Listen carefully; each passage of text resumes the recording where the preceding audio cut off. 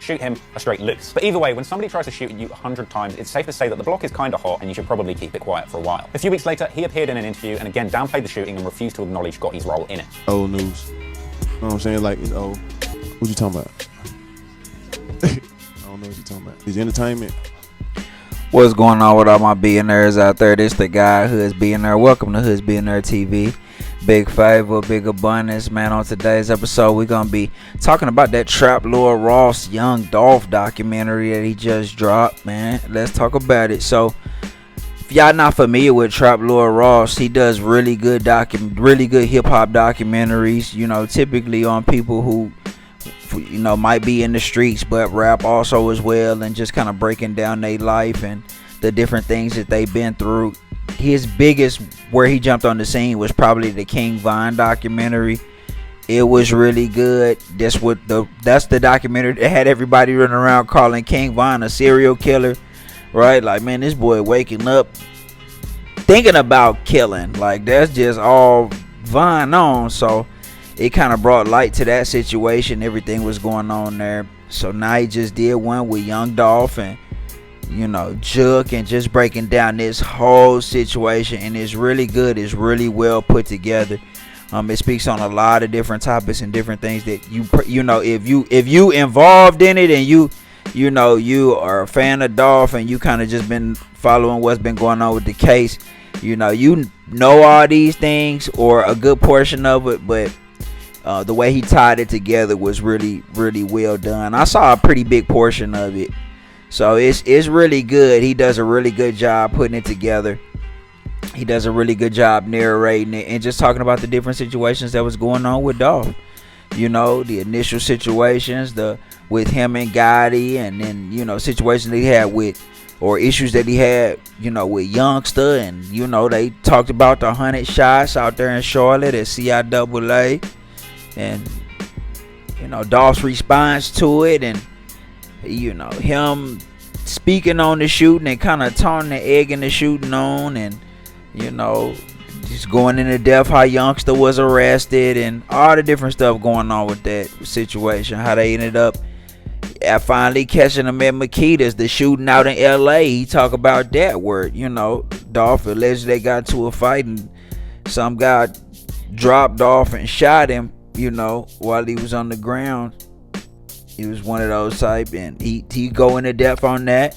You know, I didn't even know. I know about that situation, but when I say go in depth, like, he let it be known, like, Dolph ran to the store and then got in the ambulance from the store. Like, I didn't even know that about that situation. Like, oh wow, I didn't know what happened or how he was able to get to where. Because when you think about something like that, like, damn, buddy, they fought him and then got him on the ground, then shot him. Like, that ain't something normally people get away from, you know. But so I always wanted to know how Dolph got out of that with just one in the arm. You know, that was a blessing, real talk. But it just going with that, man. And then he talk about the situation that, you know, Makita's and inevitably what happened, and going into depth with the stolen car and the Mercedes that was used. It was used in other shootings, and, you know, then he really start going into depth on what really happened in regards to Dolph, like inadvertently choosing sides in that Double R Trula Mafia beef. It was really the young guys were beefing,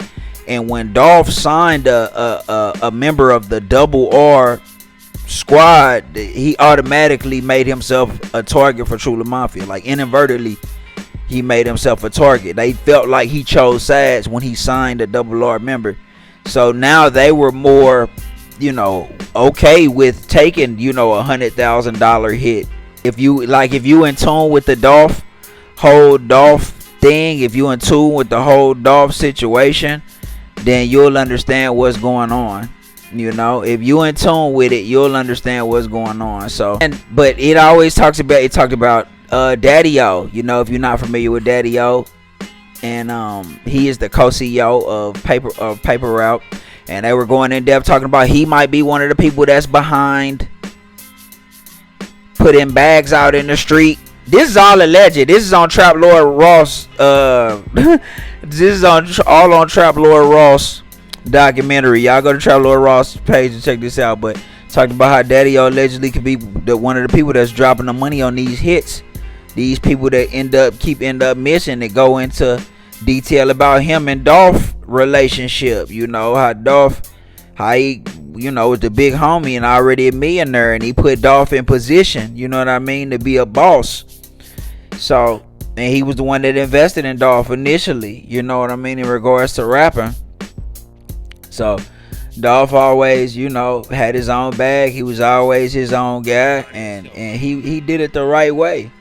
He did it the right way, and it just goes into depth, And one thing I can say, if you really listen to Dolph and like his interviews and different things, he definitely had character and principles that he stood on, and I think that's what a lot of people really like about him, like the fact that and how he treated the people around him. You could tell he was big on treating the people around him right, and just having character and the right character and principles as a man that he stood on. That was dope. It was dope to see that. You know what I mean? And always dope to see that Dolph was that type of person. Just a good father, a good human being. A humanitarian. Dolph did a lot. He gave back. When they got him. He was going to a turkey drive.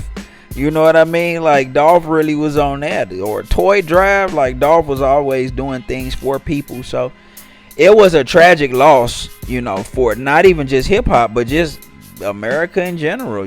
Lost a good black man. Anytime a good black man loses his life, that's not a good thing. So we got to just understand what's really going on. But guys got to stop bringing that street element to this business. This is $1 billion business where people can create generational wealth and change their families' lives. Like, why are y'all bringing street nonsense to this? Where black men like this is losing their life, who need to be CEOs of, $100 million companies. Same with Nipsey. Same with all of, you know what I'm saying? It be senseless stuff. Whereas, like, bro, we can't keep losing good black men like this for no reason, over nothing. You know what I mean? It be about nothing. It don't even be about nothing. It's like they just do it just to do it. And it's like, I'm not for that no more. So it is what it is, man. Hopefully y'all go check it out, man. It's a really good documentary. Like I said, very in depth. He did a really good job. He put it together really well. I believe Trevor Ross said he take months, to put these together. It takes about 3 months, so you can really tell, because he definitely pays attention to detail and puts it together really well. So y'all go check it out when y'all get a chance, man. Y'all let me know what y'all think, man. It's the guy who's Billionaire, Big Favor, Big Abundance. Don't forget to like, share, subscribe. Like, share, subscribe. It's the guy who's Billionaire, Big Favor, Big Abundance. I'm gone.